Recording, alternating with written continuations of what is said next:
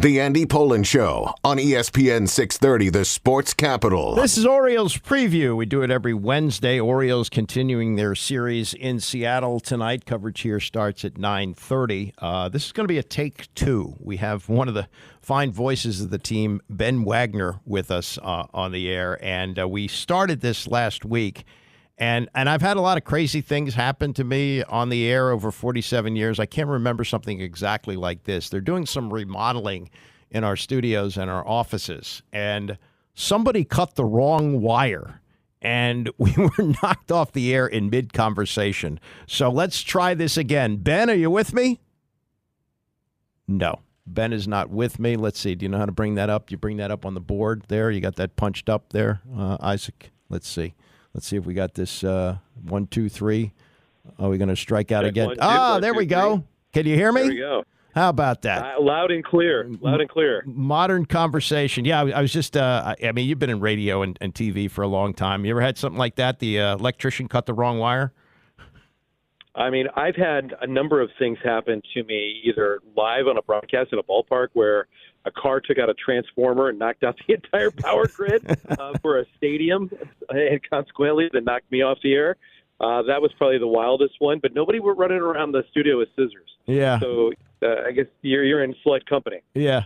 Well, we're through that, and thank God we're up and running now. So let's continue what we were talking about the last time you were on. You grew up in Indiana, which is, I think, considered to be basketball territory. My son went to the University of Indiana, loves Hoosier basketball. How did you wander into baseball from that?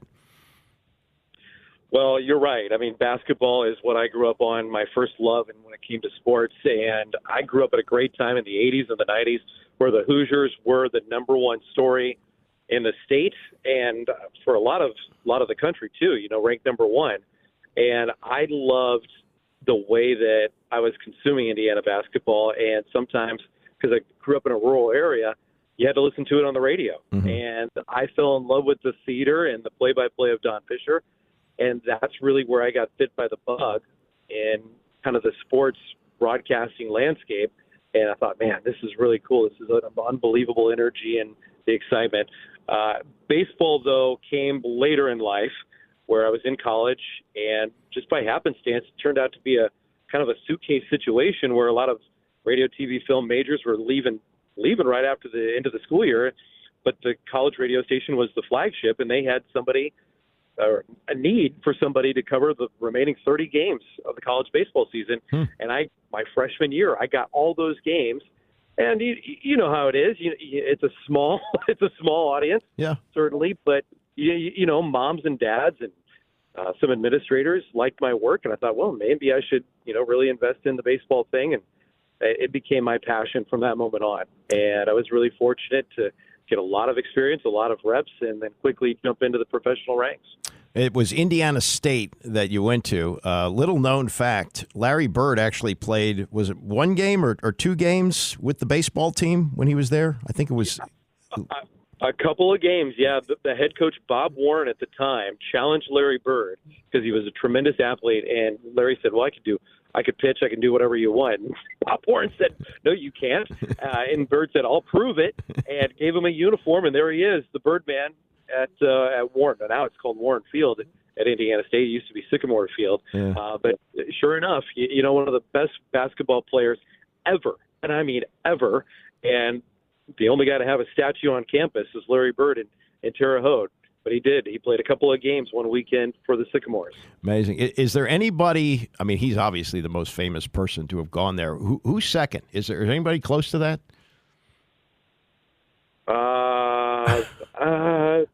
I'd like to put myself on the list. Can I do that? How about the guy they got now, Kareem Abdul-Jabbar? Or is he transferred already? The Dowie Center that they had this past year?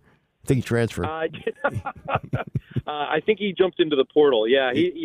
Yeah. I think the most recent on the list because of the goggles and the rec specs and the run that they had, through the NIT fell out short of the NCAA tournament. Everybody thought they got snubbed. Yeah. So there have been some really good basketball players. There have been some good coaches that come through Indiana State. John Wooden obviously had a stint there before he went on to bigger and better things as well. So it's kind of got a pipeline. Yeah. Well, Ben Wagner, part of that pipeline, one of the Oriole broadcasters, joining us here on ESPN 630. From there, you made your way to Toronto. How did you get from doing Indiana State baseball games on the campus station to Toronto? Well, I got some advice right towards the tail end of college. And again, people were really encouraging in my reel that I had in college about my baseball. And I wanted to work for a club. I thought, okay, there might be a way that I can work for a team versus, the local sports route, or, go to Indianapolis and see if you could get an internship, TV, radio, and kind of stay in the local market. And I got some advice to go to the baseball winter meetings and apply for various radio jobs that are out there where teams would hire a number two, an intern or a broadcast assistant, and you would get to wear a lot of different hats in marketing and sales and operations. And it's a well-rounded kind of get your foot in the door to the professional landscape and get some experience. And that was some of the best advice. And a couple of people that I had been able to connect with and network with had done the same route and, had some success right after college. I thought, well, man, I love baseball. This would be a dream job to work in professional baseball, so why not go there? And I applied for a couple of jobs. I interviewed in New Orleans when the baseball winter meetings were happening in December of 2003, and I had an incredible opportunity to go right away and start pounding the pavement and go through the wars of the minor leagues in Lakewood, New Jersey, which I did for a couple of years. And then I went to Buffalo, New York, and that was a huge jump in my career where I got a ton of radio experience, a lot of TV experience, and the relationship with the Toronto Blue Jays in the player development there when they became the AAA affiliate in Buffalo, that really opened some doors with people at Sportsnet and the Toronto Blue Jays, and got a chance to fill in when Jerry Howarth and others needed some time off. And then Jerry announced his retirement in February of 2018, and I said I'd love to have my name in the hat, and I felt like I won the lottery when I got my first major league job. Yeah, that's a great story. I'll give you another one. It's one of your TV and radio ancestors with the Orioles. You know who Gary Thorne is, right? Of course. Yeah, so Gary was a lawyer in Maine, and he bought a minor league team. They didn't have anybody doing radio, so he decided to do it, and the Mets had an opening. And so he sent a tape to the Mets, and he became the number 2 guy on the Mets radio broadcast, which led him to ESPN, where he did baseball and hockey, and then Orioles. I guess he's retired now, but yeah, they're great stories like that. So now you're in Baltimore, and I ask you basically from the team perspective, the difference between the organizations, what you see now. There's a transition that's going on now with new ownership. But the Blue Jays, for a long time, were seen as a sort of a model organization. The Orioles, not so much. Now they certainly are. What kind of things do you see in similarities between the two? Well, I love the fact where the Orioles are currently, and the fresh air that's been pumped right back into the facility, from the warehouse to even in the clubhouse. It's real. It's real with the change and the trend where resources, where there's a lot of positive conversation about not what to do currently, but what to do currently for the future. And look no further than the team that's on the field, right? They're young, they're incredibly talented, and by the way, they're winning a lot of ball games, which makes everybody really excited. Because at the end of the day, if you're not playing to win a trophy, you're doing it wrong. And this really seems like where the investment is headed from a ballpark experience perspective for the fans in Baltimore, plus then the team that's on the field. It's really, really exciting. You can compare the franchises, and I look back at 2018, 2019. Blue Jays were in a little bit of a transition. They had a rising crop of prospects coming up.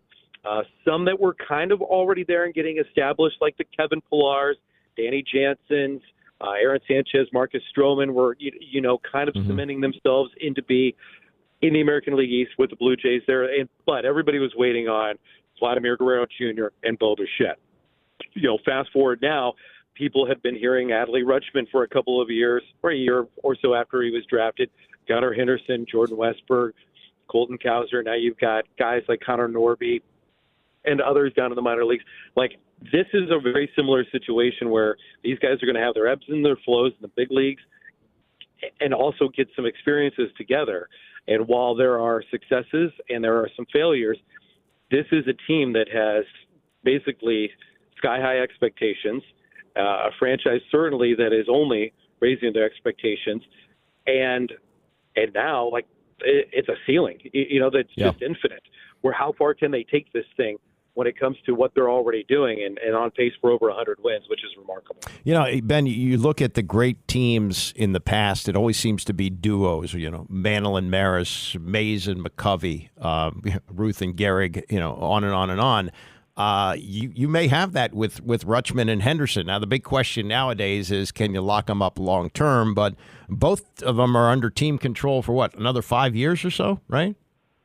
Yeah, a handful of years for all these guys, and that's what makes it so exciting. And I mean, really, just you salivate thinking about what they have been able to do at the level they've been able to do it, and consistently. Let's keep in mind that you're talking about guys that have under 800 plate appearances in the major leagues. Mm-hmm. And general rule of thumb, if you get into between that 1,000 to 1,200 plate appearances in the major leagues, you might be able to figure out kind of what player you are.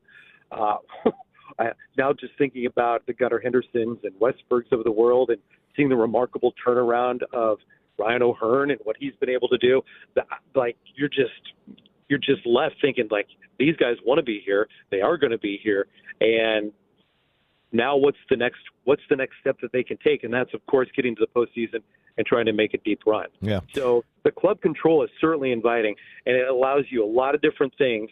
With roster flexibility, with payroll flexibility, if you can go out and you can make either a big free agent signing and the commitment of dollars, and we all know that with the dollars also comes the commitment of years, that's going to be kind of the next push of where you can lock up some of this young core talent and then just build around it via free agency. And like we've already seen with a guy like Corbin Burns, right? You can go out and you can acquire some guys.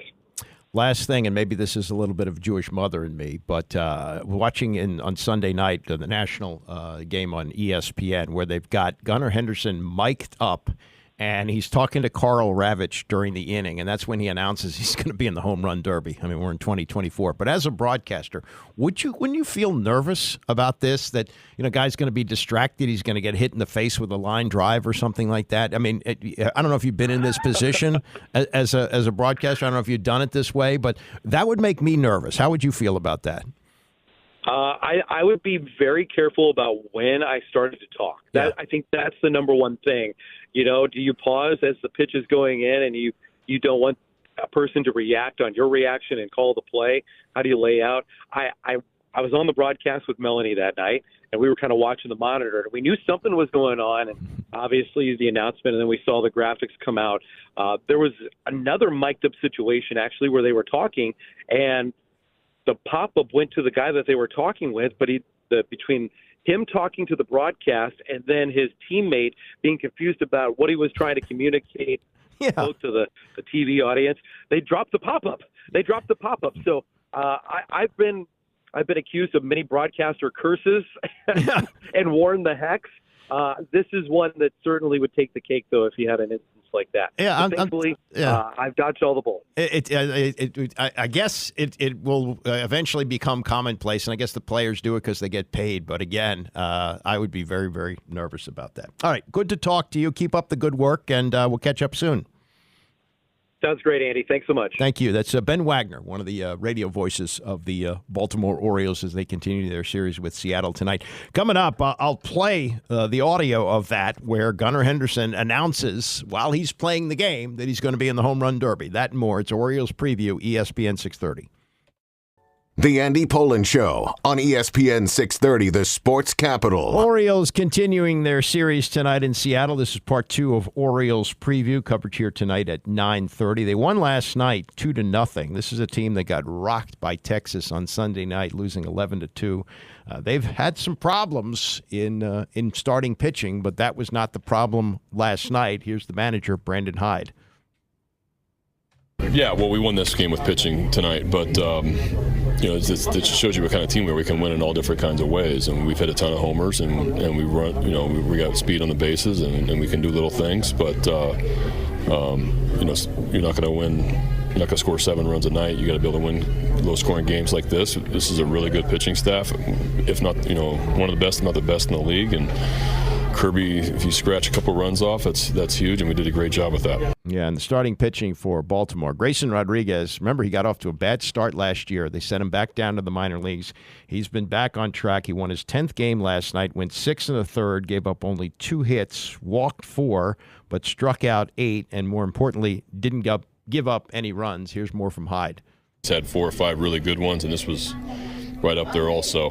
Great job at changing speeds, and he walked 4, but punched out 8 and threw the ball great. He's dominated the Mariners this season, both starts. I mean, what about his matchup maybe with this lineup works? Well, he just got really good stuff, and when he's got fastball command and that changeup going, it's going to be tough against any lineup. It's a career-high 19 swings and misses for Grayson. I know you're not looking for him to strike out a bunch of guys or get a bunch of whiffs, but is it nice to see that in a game like today? Yeah, well, he's going to, because the fastball's got a ton of life, but then the changeup was working like a split finger a lot of times, and he had 2 breaking balls going also. So he's just evolving as a major league pitcher. He had those 2 innings with some traffic, and then as soon as the traffic was on, he immediately bolted it down. What did you see him kind of work through that trouble? Well, it was a big double play ball he got. I thought he just kept his composure really well, and kind of moved on to the next pitch. We screwed up that PxP play at second. That was been another double play to get out of the inning, but great job of coming back after that. And it really, you talk about his pitching, it was, in fact, the changeup that made the difference last night. Here's Rodriguez explaining that. I think we can attack the lineup a lot of different ways. I think, that's kind of the foundation of how I pitch is off that changeup. And if I can get that working, I'm pretty confident that I can do anything I want with it. Was that the game plan, or was it just seeing how well it was working early and going back to it? Yeah, obviously that's a really good lineup over there, so really needed it tonight. I think, we were able to throw it. Rutsch called a really good game, and I think we had a pretty good plan going in. Faced them earlier this year in Baltimore, so I kind of think we knew what we were getting into, but then again, that's a playoff team. They're loaded, and we'll probably see them in October. Is the changeup especially effective against lefties for him? Yeah, I think it can be effective to both sides. Obviously, lefties are going to be looking for it since, right on left changeups are pretty common. Where I think we can steal some strikes is right on right with it. That's kind of where I want to use it more often. When you've had success against a team like you did when you pitched against them in May, does it give you confidence going into an outing like this? Yeah, I think so. You're able to look at, film and footage and whatever you want to look at. The first time you face them, you're probably going to see a pretty similar lineup. They had, I think, 6 lefties in there today.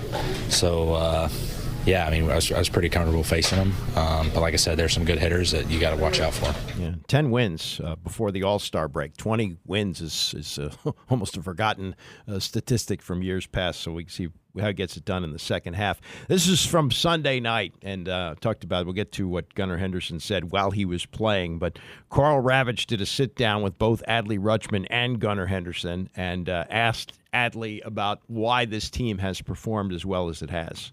The thing about our team is I think our guys come in with the same mindset every single day, and I think that's part of what makes our team really good and really consistent. Is just we take it day by day, and obviously we play a lot of good teams, and the Rangers being one of those good teams. But our guys, they're relentless, and they stick to their process. They're going to come out with a good plan, and I think that's just kind of the way we handle business. Will we know how much you learned from the playoff experience prior to the playoffs, or will we hear about it, assuming you get into the playoffs, after the first round, second round, whatever it may be, similar to him saying, I learned a lot. That's why I'm better this year. Do we know if last year's postseason experience has done anything this season? Do you think so? I think it's always going to offer good perspective. I think playing in front of a crowd like that, understanding just the atmosphere, the preparation, just kind of the situations that the games presented. I think our guys definitely learned a lot from it. And guys are obviously that leaves a a sour taste in your mouth. So guys are, I think, extra motivated to try and learn from that more so than, if we had some decent success. That's before the game with Adley Rutschman. This is not after the game, but during the game. Gunnar Henderson mic'd up, talking to Carl Ravitch while the game is going on Sunday night. So Adley last year, of course, was in the home run derby. And given the start you had, have you ever given thought to something like that? Yeah, I thought it'd be pretty cool. And, I'd be first to announce that I'm doing the home run derby this year. Yes. Wait, you're going to do it this year? Yes, sir. I will be. We'll be doing the home run derby in Texas this year. Oh, that's awesome. Well, thank you very much for participating. Yes, sir. That is tremendous. Day after he turns 23, he's in the home run derby. I love that. We got an 0-2 count to Davis Wenzel. Carl, I'm all in on that. 1 of 8 already in. Breaking news. Situation room right here. Gunnar, are we going to be working on this leading up to the home run derby? Yeah, of course. This will be my first competitive one ever, so I'm just looking to be competitive out there. I mean, obviously going to win it, but yeah, just as long as I can put up some competitive rounds, then I'll be happy. Which obviously leads to the question now, which was asked of Gunnar Henderson in the clubhouse last night in Seattle. Who's going to be thrown to you? I haven't made that decision just yet, so still trying to get that down. Can you give us an idea of any possibilities or who's in that final group who might have that opportunity? I have like 3 or 4 people that I'm kind of thinking of right now. I'm not too certain just who yet. So, are you going to ask Adley for advice on the big day? Yeah, I mean we've talked about it a little bit, but yes, they changed the format this year, so I think he would have made it into that next grouping with this format. So, just go out there and try as many as you can, but not try to do too much. So, in all seriousness, when it comes to your batting practice and how many home runs you hit, is there something you take away from that to something like the home run derby, or is it something totally different when you're getting ready for a game? Yeah, it's totally different for me because I'm usually a line drive hitter, especially in BP. So I'm definitely going to have to try and lift the ball during this. So, Gunnar Henderson in the home run derby. Orioles in a groove. They've won 5 of 6. Series continues tonight against Seattle. Coverage here at 9:30. Want to thank Ijikum Harris, and I want to thank for coming on the show Ben Wagner, one of the voices of the Orioles. And thank you for listening. Tony is coming up next. I'll see you back here tomorrow at 9 a.m.